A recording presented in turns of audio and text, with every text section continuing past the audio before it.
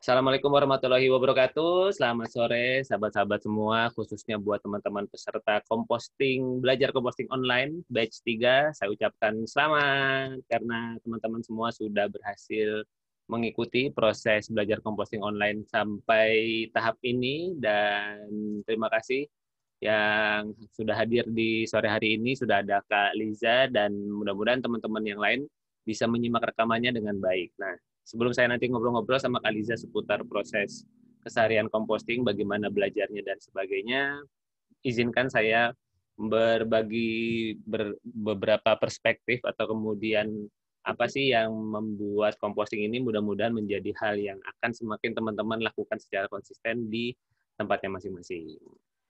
Kita share screen. Ya. Oke, selamat datang lagi teman-teman di Zoom Belajar Composting Online, sebuah fasilitas buat teman-teman yang sudah berkenan meluangkan waktunya, meluangkan energinya untuk ikut menjaga bumi kita melalui proses composting di rumahnya masing-masing. Perkenalkan, saya Andito, nama lengkap saya Wahyu Andito Putra Wibisono, saya tinggal di Jakarta Timur, di daerah Cipinang Muara. Saya adalah ayah dari 2 anak homeschooling. Keseharian saya, selain sebagai urban farmer, saya juga membantu teman-teman untuk memiliki sebuah mindset hidup yang lebih sehat, karena tentu kita semua sepakat ya teman-teman ya, kesehatan bukan segalanya, namun tanpa kesehatan ya segalanya bisa jadi bukan apa-apa. Nah, selain itu saya juga membantu menyediakan teman-teman instalasi hidroponik maupun komposter, namun itu beberapa dekade nggak selama itu deh, beberapa bulan sebelumnya, karena di tahun ini, di bulan ini saya sedang fokus mengembangkan sebuah hal sehingga sisi produksinya saya sedang tidak pegang lagi dulu. Nah, karena itu saya alihkan ke dalam sesi-sesi edukasi seperti ini supaya bisa semakin banyak teman-teman yang bisa terbantu untuk menjalankan proses compostingnya dengan lebih asik lagi. Nah, saya sejak tahun 2017 bersyukur sudah bisa membantu lebih dari 100 sahabat memiliki instalasi hidroponik dan komposter di rumahnya, dan tidak hanya secara personal, saya juga membantu sharing dan edukasi di berbagai instansi. Ada di waktu itu seperti teman-teman TNI, di tempat di sekolah, atau kemudian instansi-instansi pemerintahan, sempat mengadakan beberapa workshop juga waktu zaman sebelum pandemi, dan kemudian juga ada membantu program-program CSR di beberapa perusahaan untuk membantu warga binaannya ini bisa memilah dan mengolah sampahnya dengan lebih asik lagi. Dan ya bersyukur dapat kesempatan juga tidak hanya di dalam kota tapi juga di luar kota. Nih yang paling jauh sempat sampai di NTT bersama teman-teman dari Bakti Nusantara, lalu sempat ada di Pandeglang, daerah Ngawi, Jawa Tengah juga. Dan karena sudah masuk masa pandemi waktu itu, ternyata kegiatan yang from home ini salah satunya yang bertumbuhan adalah kegiatan urban farming maupun juga composting, dan itu yang kemudian saya mendapat kesempatan untuk berbagi pengalaman, berbagi pandangan mengenai kegiatan composting dan urban farming. Dan tidak hanya itu, juga sempat diminta untuk berbagi di depan di sebuah universitas di Bandung untuk kemudian berbagi kepada teman-teman mahasiswanya. Nah, di Kulsum kali ini saya ingin membungkus sebetulnya apa yang sudah kita pelajari, dan mudah-mudahan apa yang ada di rekaman ini bisa memperkaya teman-teman semua di dalam proses compostingnya. Saya akan sharekan bahwa sebetulnya composting itu mudah, dan saya membaginya menjadi 8 langkah. Kalau di Kulwap itu ada 7 langkah ya, ini ada 1 langkah lagi nih sebetulnya. Nah, ini yang akan kita kupas di dalam Kulsum kali ini. Nah, tentu teman-teman sudah tahu langkah pertama kita adalah tentang mindset, dan di video yang sudah saya sharekan, saya ingin mengajak teman-teman mengingat bahwa ya produksi sampah kita itu secara kumulatif sebagai sebuah negara itu besar banget gitu ya. Jadi kalau kemudian kita mau membiarkan pola ini terus terjadi, yang terjadi mungkin bisa seperti apa yang terjadi di Lui Gajah beberapa tahun yang lalu ketika terjadi longsor gunungan sampah. Dan itu terjadi karena apa teman-teman? Karena sampah organik dan anorganik itu tercampur sehingga tidak mudah terurai. Ya udah, akhirnya ditumpuk begitu saja dan lama-lama menjadi sebuah tantangan. Dan ya mengapa perlu melakukan composting, karena memang memang akhirnya kita bisa kok melakukan atau mengurangi 40-80% tumpukan sampah kita, dan setiap yang terpilah bisa menjadi manfaat, memiliki nilai ekonomis, dan tentunya bisa menyuburkan tanah dan membuat lingkungan kita menjadi lebih bersih dan menyehatkan. Jadi ya solusinya ya composting itu ya. Jadi dengan memilah dan mengolah sampah dari sumbernya. Nah, mengapa perlu? Dan ini kategori sampah yang kita perlu lakukan adalah sampah basah, sampah kering. Contoh sampah basahnya bisa teman-teman lihat di sini ya. Lalu kemudian sampah kering ada di sini. Nanti slide-nya akan saya bagikan juga teman-teman. Slide-nya akan saya bagikan, e-book-nya saya bagikan. Semoga kemudian ini teman-teman bisa menjadi tambahan wawasan juga. Nah, ini ketika sudah sampah kering dipilah, apa yang dilakukan, ini bisa kita lakukan bersama. Dan saya melihat teman-teman di batch 3 ini beberapa sudah praktisi ya, jadi tinggal melakukannya terus-menerus, karena ini bisa jadi adalah kegiatan kita seumur hidup.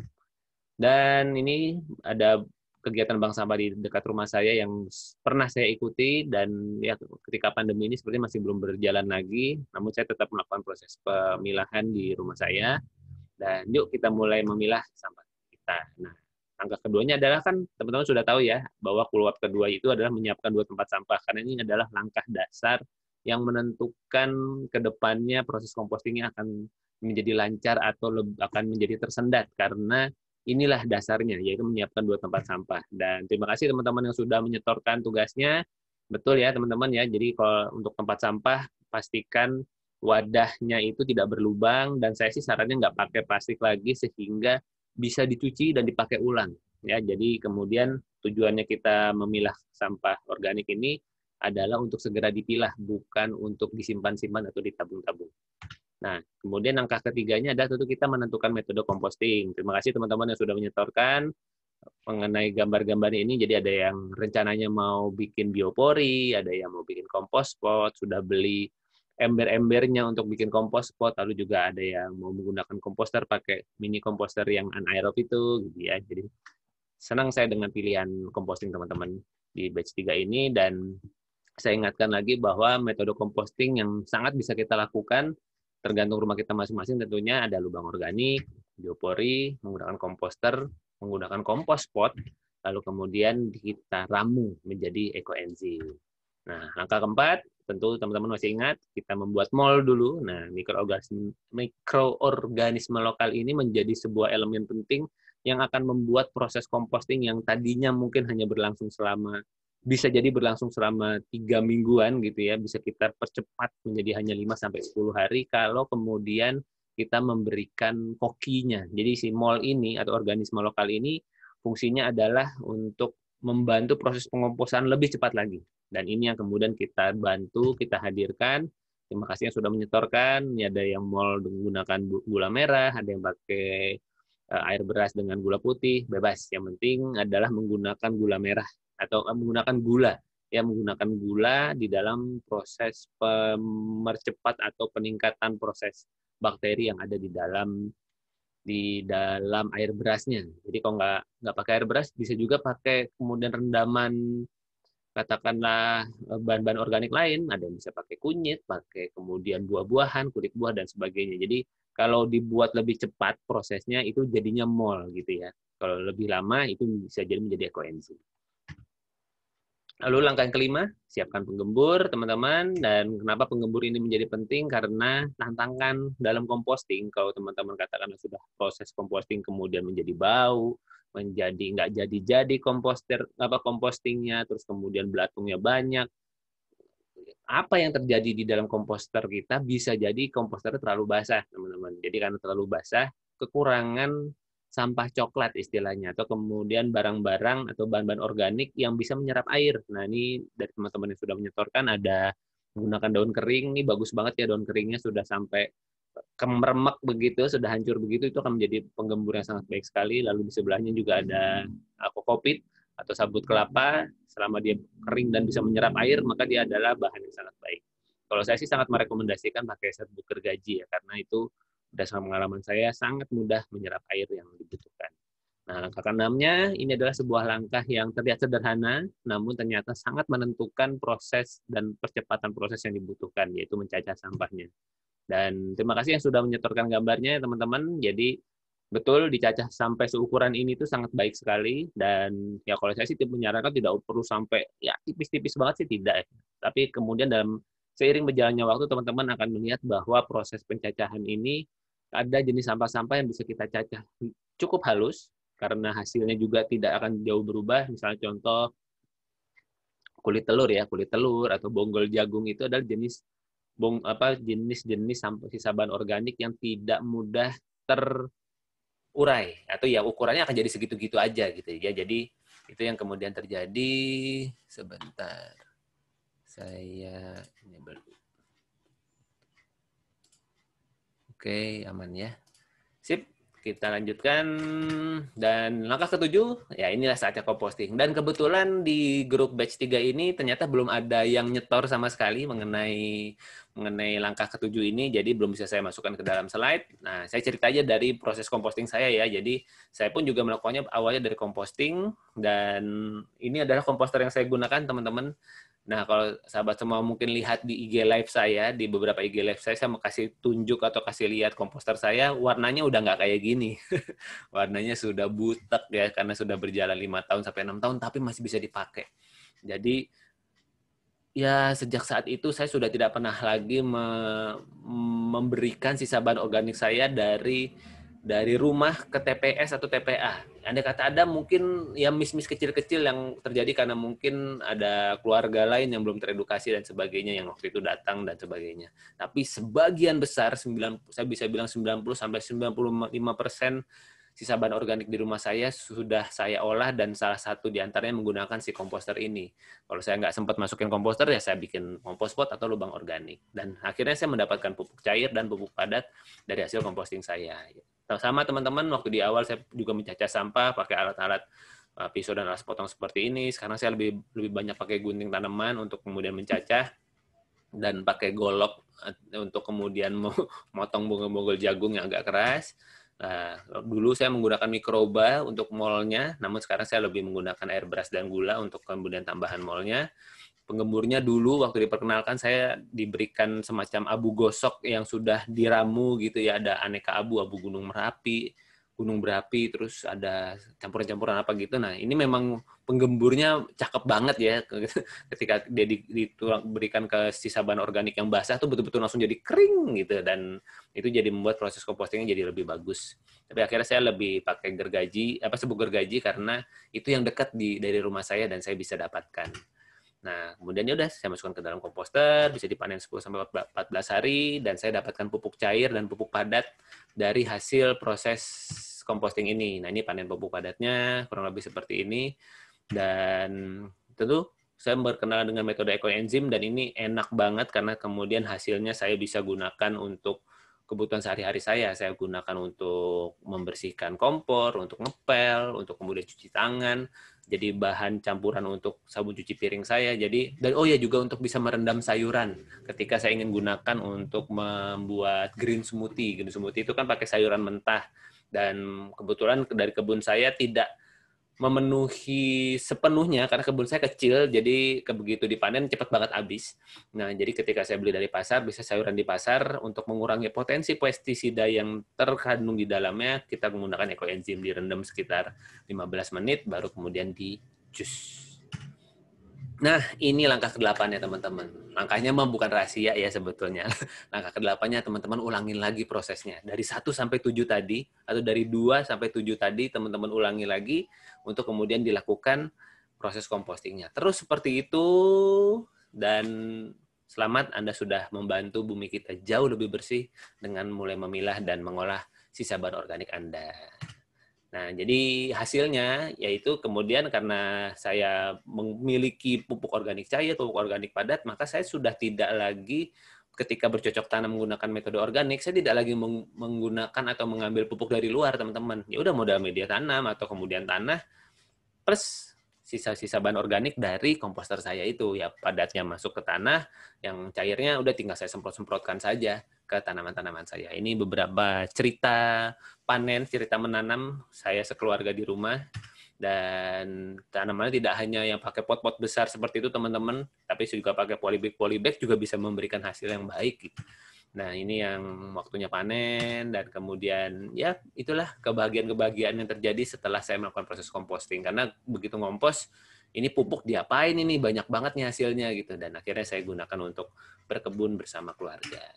Nah, teman-teman, bisa jadi proses composting yang teman-teman sedang mulai lakukan di rumah mungkin tidak akan dirasakan hasilnya dalam waktu dekat, dalam waktu sehari 2 hari. Namun bisa jadi teman-teman langkah yang sahabat semua lakukan itu adalah sebuah langkah bersama untuk menghadirkan bumi kita yang lebih baik untuk masa depan tempat tinggal kita. Bukan buat kita, tapi bisa jadi buat anak cucu kita dan umat manusia lain yang hadir di bumi ini setelah kita. Begitu sahabat semua. Dan tentu teman-teman kita bisa terus menjalin silaturahmi dengan melalui media-media sosial. Tentu teman-teman sudah tahu nomor WhatsApp saya ada di Facebook juga, ada di Instagram, dan juga ada di channel YouTube saya, dan kemudian juga ada webnya juga. Jadi kita bisa terus melanjutkan obrol-obrol seputar composting dan urban farming ini di aneka media sosial yang ada di sekitar kita. Baik, saatnya pertanyaan. Silakan Kak Liza, kalau ada yang mau ditanyakan bisa dituliskan di kolom chatting atau kemudian langsung open mic saja. Oke, terima kasih. Semoga bermanfaat. Silakan Kak Liza. Oh, Kak Liza udah ada nih. Kulit TWL. Oh iya, udah. Wes. Mana Kak Liza? Iya, mau nanya kulit telur. Ini lagi di teras nih, kan Dito. Aku mau nunjukin kan kemarin udah nyoba bikin biopori ya. Nah, bioporinya tuh, ini gimana ya kalau pakai kamera belakang caranya? Tinggal di switch aja Kak, langsung jadi kamera depan. Oh iya, switch. Yes. Nah, ini tuh aku belum sempat pakai pipa, jadi dia cuman dilobangin gini. Ini juga ngelobanginnya, aduh setengah modar, minta tolong suami, minta tolong anak. Cuman ini ternyata kalau kulit telur itu agak susah ya kan. Susah tuh gimana maksudnya? Dibahas sih udah. Liza? Maksudnya nggak bisa, nggak terkompos, hasilnya tetap sama gitu ya? Iya, nggak hancur-hancur. Iya. Terus ini karena kemarin sempat belanja online beli. Ya. Ini masih baru banget, masih kosong kan Dito. Nah, ini mau masih baru, selamat datang. Iya. Belum dipakai karena masih di bioporis ini masih muat gitu. Ya. Jadi aku pikir ini aja dulu dipenuhin supaya bisa supaya efisien aja. Sayang. Udah dibikin susah-susah masa nggak dipakai kan. Susah banget itu soalnya ternyata. Luar biasa. Mau nanya soal, ada 2 hal sih kan. Ya, silakan, yang pertama soal si telur tadi kayaknya udah terjawab ya, karena kalau telur itu ternyata memang nggak semudah itu. Betul. Larut gitu ya. Nah, cuman ada teman yang ngasih tahu kalau itu telur tuh sebenarnya mesti dikeringin dulu, jangan sampai bau amis supaya nggak mendakus ular gitu-gitu. Terus udah gitu kalau udah dicuci, dikeringin, di blender gitu. Aduh ribet banget hidupnya. Gitu. Tapi itu apakah emang bisa jadi maksudnya bisa jadi penggembur atau dikeremek-keremekin gitu aja juga bisa tuh kan itu ya, apa emang mesti di blender malahan mestinya. Ya Kak, saya pernah di fase rajin. Fase rajin itu ketika kemudian saya memperlakukan kulit telur seperti yang tadi Kak Liza bilang. Jadi saya keringkan, saya cuci gitu ya, saya keringkan, saya jemur, habis itu setelah agak kering saya blender. Bahkan saya sangrai waktu itu. Jadi tujuannya karena nggak mau lama-lama ngejemur aja gitu. Jadi saya sangrai. Oh iya, biar kering gitu ya. Udah agak mencoklat, kemudian supaya bisa di blender. Karena kan ketika di blender kalau basah kan nempel-nempel tuh di pisaunya. Tapi ketika kering kan dia bisa jadi bubuk halus. Terus kalau di blender itu kan, kebetulan saya punya blender yang 2 fungsi Kak. Jadi satu pisaunya itu yang buat ngejus, yang satu memang buat ngancurin, jadi buat ngancurin yang kering-kering gitu. Nah itu bisa jadi kayak bubuk begitu. Nah memang ketika jadi bubuk, dia fungsinya penggembur banget. Dalam artian dia bisa nyerap air. Jadi dia tuh betul-betul bisa nyerap lah. Nah cuma saya melihat effortnya nggak worth it. Kan ada gas juga, kemudian ada waktu buat memprosesnya. Nah saya sih nggak termasuk di dalam aliran yang cari metode composting yang paling mudah ya, karena ketika mudah kita bisa melakukannya berkali-kali. Karena apa ya, kita kan akan menghasilkan sampah kan, kulit telur akan terus hadir di dalam keseharian kita gitu. Jadi saya sih termasuk yang aliran akhirnya kulit telur ini langsung dihancurin aja, maksudnya diremes aja, misalnya habis dikeremek gitu, udah dikeremekin aja, langsung masukin komposter karena tidak bisa itu tapi lama-lama hancur. sebetulnya kalau menurut pengamatan saya dia lama-lama hancur, tetapi memang tidak cepat. Jadi saya punya mindset begini Kak Lisa, si kulit telur ini memang punya kandungan kalsium luar biasa. Jadi dia memang memang bagus banget buat tanaman kita gitu ya, buat memperkuat, buat karena tanamannya jadi kuat, maka virus itu tidak mudah hadir, ya hama juga kalau hadir ya udah gitu ya, nggak apa-apa lah, bagian dari keseharian kita gitu. Tapi kemudian si kulit telur ini ya tetap saya masukkan menjadi bagian dari kompos saya gitu sih Kak Liza. Iya, itu kalau yang nah itu pertanyaan pertama ya kan Dito. Kalau yang kedua nih yang si apa?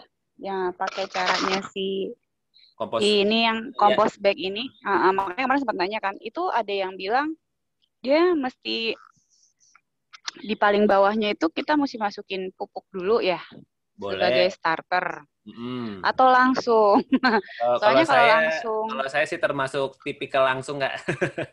langsung aja masuk. Soalnya kalau langsung kayaknya ntar basah nggak ya gitu. Nah, karena itu kita punya salah satu tipsnya itu pakai penggembur itu Kak Lisa. Masukin daun kering dulu kali ya. Ya, maksudnya kalau basah itu kan pasti ya, karena kita kan ngompos. Kalau saran saya pertama si kompos bag itu rencananya mau ditaruh di mana? Mau ditaruh di teras aja sih Pak, di samping rumah sini nih kan di Tony. Soalnya kan kebetulan rumah nih ada gudang sampingnya nih tuh. Gitu. Di sini jadi kita suka naro pupuk, naro apa kayak di sini juga banyak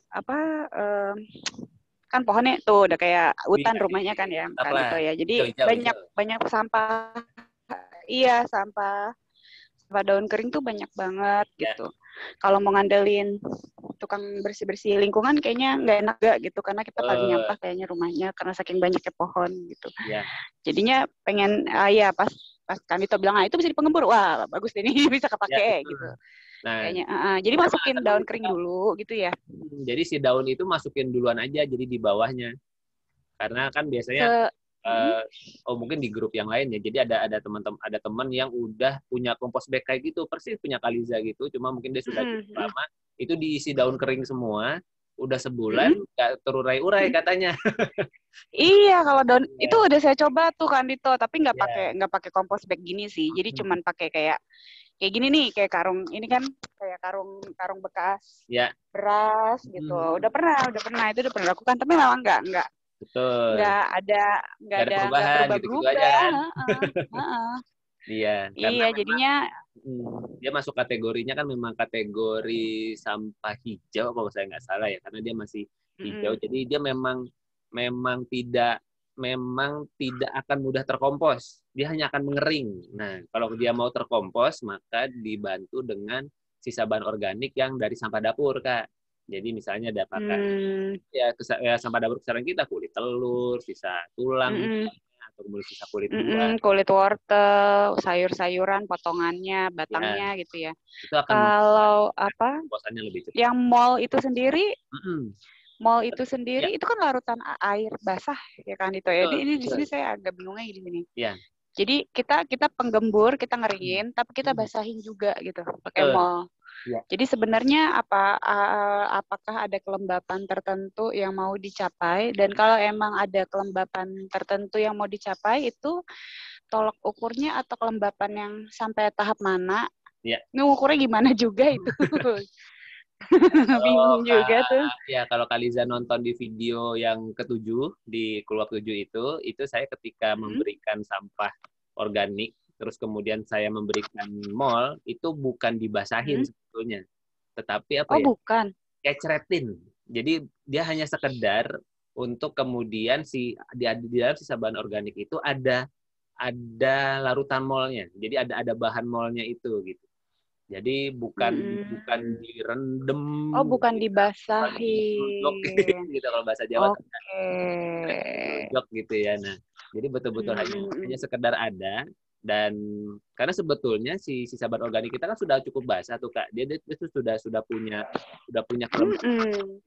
Nah, itu biar kita hanya menambahkan si mol yang sudah kita tambahkan, baru kemudian ukurnya gimana sih penggemburnya itu seberapa banyak? Kalau saya biasanya Kak, kalau kan di video saya setelah saya aduk-aduk, itu saya miringkan sedikit tuh si wadah tempat saya ngaduknya itu. Ketika saya miringkan sedikit kan tuh ada air yang netes tuh Kak. Nah, sama air itu masih ada, maksudnya air itu masih menggenang, itu tandanya sampah saya masih basah. Jadi jadi emang dimiringin, dikeringin gitu ya? Nah, si yang air yang di bawah itu, kalau kan kadang-kadang kita masih bisa tiriskan, tapi kadang-kadang kan dia masih ada tuh. Nah, itu yang kemudian kita kasih penggembur Kak. Kasih penggembur, terus aduk-aduk lagi, coba miringkan lagi, kalau masih ada penggembur lagi, aduk-aduk lagi. Nah, coba kalau kompos bag kayak gini miringinnya gimana ya Kak? Ini kan kayaknya udah nggak apa, emang air keluar nih dari sini. Kayaknya enggak deh. Sebelum masuk ke kompos bag, itu pastikan di wadah. Jadi Kakak ngomposnya tuh di wadah dulu Kak. Ngomposnya di wadah dulu. Oh iya. Iya, di ember gitu ya. Jadi yang masuk ke kompos bag sudah dalam kategori sampah yang sudah siap dikompos. Jadi atau disemprotin kali ya? Bisa nggak dimasukin ke mallnya itu di botol spray gitu? Bisa juga kali ya Kak ya. Jadi nggak netes-netes. Ini mau yang saya bikin, belum sempat nyetor fotonya. Cakep. Isinya air beras nih, udah air beras. Ini kita hari keberapa ya? Hari keberapa ikut kelasnya Kak Andito ya? Ini ya, misalnya katakanlah hari ke-10 ya. Berarti udah 10 kali beras. Bikin beras yang pertamanya, saya emang mintanya sama yang nyuci beras gitu ya. Kadang-kadang anak saya, kadang-kadang suami itu, tolong cuciin beras pertama, airnya jangan banyak-banyak. Ya, setuju Kak. Biar kental-kental gitu, aja. yang kental-kental aja gitu. Jadi masukin gula 2 sendok gitu kan. Nah, terus dimasukin sini. Ini belum jadi sih Kak. Maksudnya baunya sih udah mulai kayak tape, tapi belum jadi kalau 10 hari mah ya. Kan katanya minimal 2 minggu ya. Namun sudah bisa digunakan Kak. Lebih baik misalnya Kakak mau ngompos nih, terus mallnya baru yang ada baru itu, pakai aja, nggak apa-apa. Jadi lebih gitu, nggak apa-apa ya. Lebih baik pakai yang tersedia, mall yang sudah air beras sudah tercampur dengan gula seberapapun usianya, ketimbang kemudian tidak ada itunya, ketimbang kemudian tidak ada mallnya, betul. Karena, gitu. Jadi ini udah bisa saya masukin ke Biopori dong ya? Sudah sangat bisa. Biopori begitu aja sebenarnya, nggak pakai mall-mallan udah. Cuman di tempat Biopori saya kan nih, Kandito, ini kan dia kan langsung ke tanah ya, kena hujan, kena apa ya. Jadi kelembapannya ya kita nggak bisa taker-taker gitu ya. Emang dia kalau hujan basah. Betul. Kalau ini nggak masalah ya. Betul, nggak masalah. Lubang organik, biopori, kompos pot bahkan gitu ya. Itu kalau ibaratnya kehujanan ya udah nggak apa-apa, biarin aja. Entah kan dia juga kering sendiri, nyerap ke tanah gitu ya. Saya mikirnya sih gitu aja. Cari yang gampang, tapi nggak taunya susah banget sampai saya udah deh kita beli kompos bag aja. Betul Kak. Susah banget itu satu lubang aja bikinnya. Iya, jadi saya lagi intinya ngompos itu Kakak menemukan apa yang paling gampang dilakukan. Jadi saya membagikan beberapa metode, silahkan kemudian mana dari semua ini yang paling gampang, nah itu yang kemudian dieksekusi. Gitu. Gimana Kak? Apalagi? Oke Kak, siap. Sip. Jadi sudah bisa langsung. Ya ini udah mulai mau nyoba ini sih. Udah mulai mau nyoba. Ntar aku berarti masukin deh mau ini ke lubang. Sip Kak. Tuh, ke lubang biopori. Soalnya kemarin tuh singkain air beras doang kayaknya. Dulu tuh saya nggak tahu kalau air berasnya itu dimasukin gula pasir tuh bisa. Ya. Pernah saya bikin air beras pakai gula merah bahkan gitu. Tapi emang nggak ditunggu sampai 2 minggu sih ya, nunggunya paling cuma 3 harian, kayak udah berasa bau basi gitu ya. Dituang ke tanaman pohon-pohon buah gitu, pohon buah. Ini kameranya masih kamera. Lupa. Nah, dituang ke, ini kan kebetulan saya di rumah ada. Halo Gran, salam. Ngomong dong. Siapa namanya? Halo. Namamu siapa nak? Namamu siapa? Ditanya, ini pakai aku pakai. Ini dia nggak denger. Pakai. Usia berapa Kak anak? Berapa Kak kamu? 11 tahun. Hampir Oh. sama. Nah, dia juga lagi senang ya. Berenang nih. Kayak itu ada juga teman mama nih, anaknya senang berenang juga, ya kan gitu ya. Betul. Dia lagi baru mulai soalnya. Sip. Siapa tahu ntar ketemu di event mana gitu ya, berenang bareng. Boleh. Nah, lagi ke apa tadi? Apa ya? Tadi kamu nanya apa sih, lupa. Oh iya, mau tentang air beras. Oh iya, air beras itu pernah disiramin ke pohon rambutan nih, ada pohon rambutan kan di rumah. Yeah. Tapi kayaknya nggak ngaruh. Karena pohonnya udah tua gitu. Yeah. Ini pohon dulu pernah berbuah, sekali berbuahnya tuh sampai 2 karung, 3 karung gitu sekali berbuah itu. Tapi kayaknya semakin bertambah usia dia semakin lemah gitu ya, mau dikasih pupuk apa juga. Tapi masih berdaun ya Kak? Masih daunnya masih bertumbuhan? Masih. Ini yang tadi ini kayak hutan itu dia yang paling memakan tempat sebenarnya, karena dia pohon yang paling besar ini di rumah. Yang lain kan kecil-kecil di pot gini nih. Oh ini satu-satunya ini nih pohon rambutannya nih, yang ini nih. Nah yang ini nih tuh sampai ke atas. Mantap. Dia yang bikin adem rumah aja sih. Jadi sekarang fungsinya ya udah cuma bikin adem rumah aja dia. Kalau berbuah kayak sekarang nih udah mulai. Kalau ngelihat rambutan tetangga tuh udah pada berbuah tuh kayak ini nggak berbuah. Iya. Gitu. Sama kayak pohon mangga saya di rumah Kak, lagi di fase gitu terus sekarang. Iya, ngambek apa gimana nih pohon? Nggak tahu juga deh. Nggak apa-apa. Maksudnya memang mungkin rezekinya yang diberikan sudah bukan buahnya lagi, tapi daunnya, oksigennya. Iya, gitu. Oksigennya betul. Kita bantu dengan pruning aja sih Kak kalau saya gitu. Maksudnya dikurangi supaya kemudian siapa tahu itu bisa merangsang dia untuk nutrisi yang sampai itu tidak hanya ke daun tapi juga ke maksudnya siapa tahu bisa memantik lagi kebutuhan buahnya. Karena saya lagi tadi kalau bisa jadi Kak Lisa bilang mungkin tidak pengaruh, bisa jadi memang tidak langsung berpengaruh ke tanaman, tetapi bisa jadi air beras yang Kakak tuang ke tanah itu akan membantu tanahnya itu terolah dengan baik, karena kan kita sedang memberikan bakteri sebetulnya Kak. Jadi kalau mindset salah satu yang saya pelajari itu, kalau kita dalam berorganik, misalnya kita memberikan sisa bahan organik, pupuk cair, pupuk padat, itu sebetulnya bukan dalam rangka untuk memberikan nutrisi ke tanah secara langsung, tetapi kita memberikan bakteri sebetulnya. Nanti bakteri itu yang kemudian berkembang biak, dia yang menghasilkan nutrisinya gitu.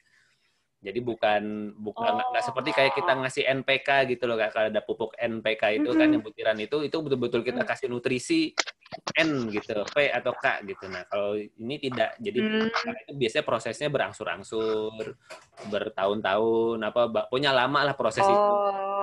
Oh iya, jadi sebenarnya masih berdampak ya. Betul, Kak. Nggak percuma lah ya, cuma kelihatan aja, nggak signifikan gitu ya, nggak langsung tiba-tiba instan gitu ya.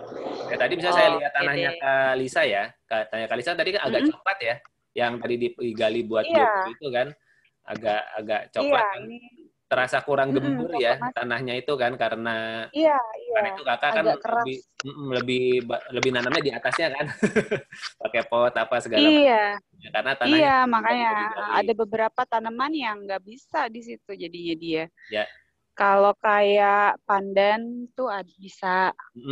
Yang kayaknya tanaman rumput-rumputan gitu mungkin masih bisa ya Mas Andito ya. Tapi kalau yang butuh banyak air atau apa ya, kayak lidah buaya atau apa, saya sempat nanam tuh nggak bisa, jadi mesti dipindah ke pot baru. Di potnya juga dikasih apa ya, kayak media tanam yang lain gitu, dicampur gitu jadinya.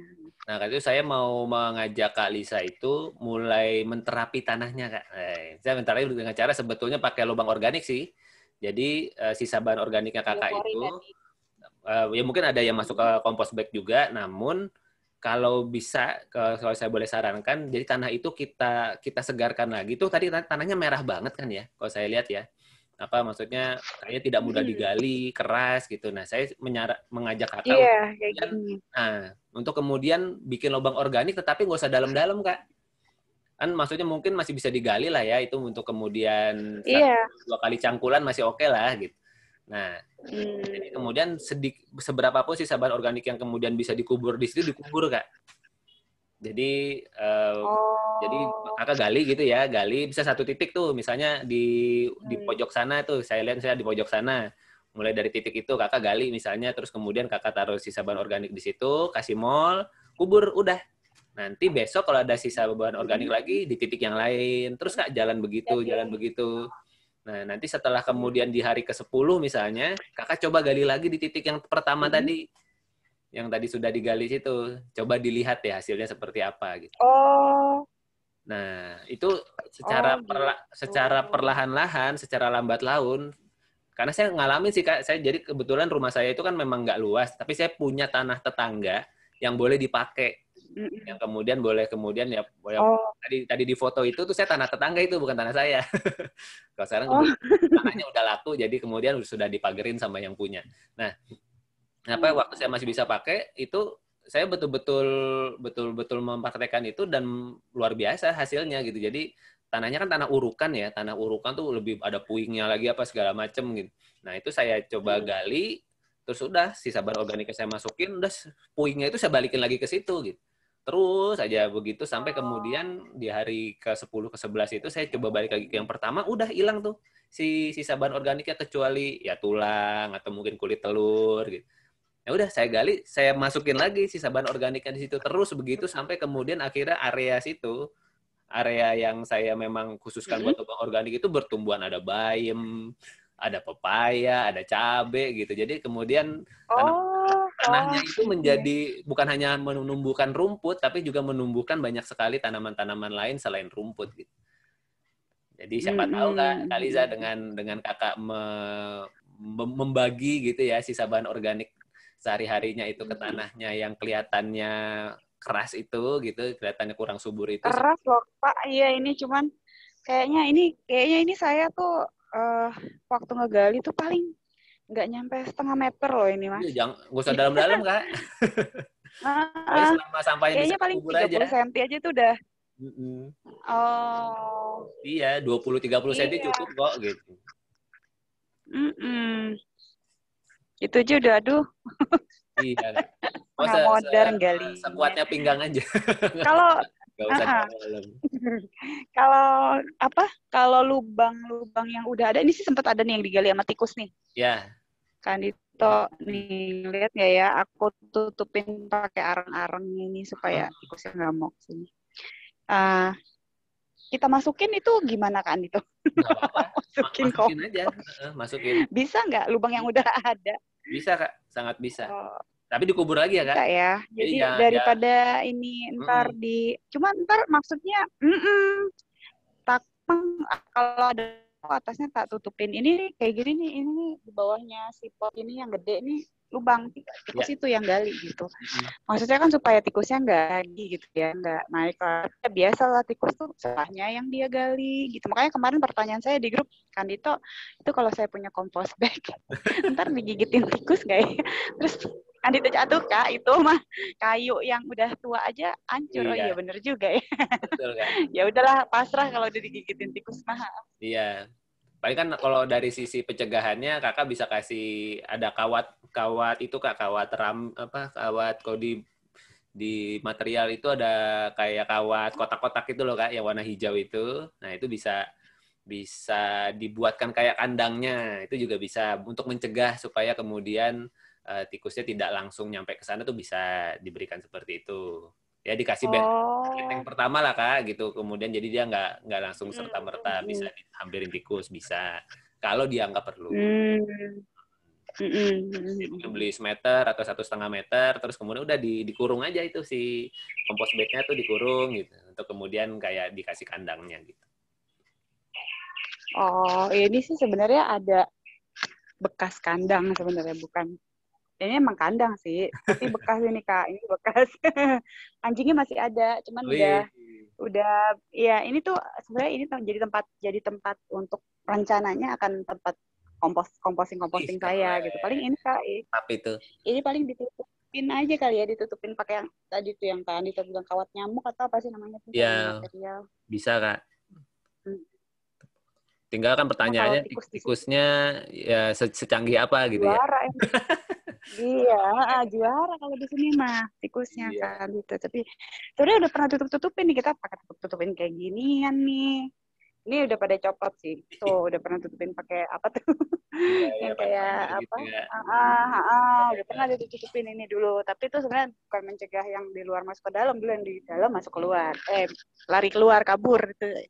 Anjing saya di rumah. Tapi kalau sekarang dia udah tua, jadi kayaknya gak usah dikandangin lagi juga, dia udah nggak berani kabur-kabur, udah tua soalnya anjingnya. Gitu. Sip, Kak. Oke deh, Kak. Kayaknya seru banget. Sama-sama. Wah, ini sudah mau berarti lagi. Wah, ini anak kedua berarti ya? Ini yang bontot. Yang bontot. Halo. Siapa namanya yang ini? Ini teman mama. Oh, ini. Usia berapa yang kedua, Kak? Yang kedua ini umurnya berapa dek kamu dek? 8 tahun mau umur 9 tahun. 8 mau 9 kan. Berarti 2 bersaudara ya? 2 bersaudara? Iya, sebenarnya 4, tapi 2 udah gede-gede. Oh gitu? Udah lulus, iya. Oh, asik lah. Udah apa? Udah nggak perlu diurus lagi lah. Udah gede-gede, yang udah kerja. Bawa dong. Oke deh, Kak Andito. Oke, Kak. Terima kasih. Makasih banyak ya sore ini. Sip. Udah. Ternyata sore ini jadi sesi privat kita, Kak. Lumayan. Iya nih, ternyata bonusnya banyak buat saya jadinya. Rezekinya kita. Pokoknya nanti kita masih punya waktu sebulan, Kak Liza dan teman-teman semua yang menonton rekaman ini untuk kemudian bersama di grup composting. Silakan teman-teman mempraktekkan, dan kalau ada yang justru dengan praktek kita jadi tahu apa yang dihadapi, dan biasanya sih dalam waktu sebulan sudah cukup lah kita mengenal siklusnya ya, siklus mulai dari punya sampahnya, ngolah sampahnya, ngompos sampahnya, sampai panen hasilnya. Itu biasanya sebulan tuh kita sudah bisa melakukan 2-3 kali siklus kalau dilakukan dengan benar. Jadi silakan manfaatkan kebersamaan kita di grup sebelum nanti sebulan ke depan sudah kita akhiri grupnya gitu, dan kita akan ada. Oke, sebulan lagi ya. Oke, siap. Ya, nanti Kakak teman-teman sendiri lah. Saya baru tadi sambil Zoom sambil motret-motretin. Baru sempat, yang lain pada nyetor-nyetor tugas, saya belum. Ditunggu ya Kak tugas-tugasnya, biar menginspirasi teman-teman yang lain buat melakukan. Iya, betul-betul. Oke deh, sip. Oke, terima kasih Kak Lisa atas waktunya. Teman-teman semua yang sudah menyaksikan rekaman ini, sampai kita ketemu di grup WhatsApp. Terima kasih, sehat-sehat semuanya. Sehat-sehat.